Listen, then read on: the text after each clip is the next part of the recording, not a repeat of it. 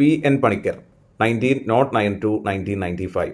കേരള നവോത്ഥാന നായകരിൽ പ്രമുഖനായ P.N. പണിക്കരുടെ പേര് കേൾക്കുമ്പോൾ നമ്മൾ ആദ്യം ഓർക്കേണ്ട ഒരു കാര്യമുണ്ട്. അതാകുന്നു വായനാ ദിനം. നമ്മൾ കേരളത്തിൽ വായനാ ദിനമായി ആഘോഷിക്കുന്ന ദിനമാകുന്നു ജൂൺ 19. 1995 ജൂൺ 19 ഇദ്ദേഹം അന്തരിക്കുന്നത്. ഇദ്ദേഹത്തിൻ്റെ ചരമദിനമാണ് വായനാ ദിനമായി നമ്മൾ ആചരിക്കുന്നത്.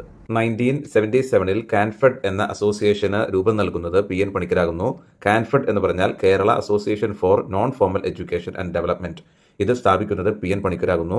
വർഷം 1977. കേരളത്തിലെ ഗ്രന്ഥശാല പ്രസ്ഥാനത്തിന് തുടക്കം കുറിച്ച നവോത്ഥാന നായകനാകുന്നു P.N. പണിക്കർ. അപ്പോൾ നമ്മൾ പറഞ്ഞു, കേരളത്തിലെ ഗ്രന്ഥശാല പ്രസ്ഥാനത്തിന് തുടക്കം കുറിച്ചത് P.N. പണിക്കരാകുന്നു. ആ തുടക്കം കുറിച്ച വർഷം എന്ന് പറയുന്നത് 1945 ആകുന്നു.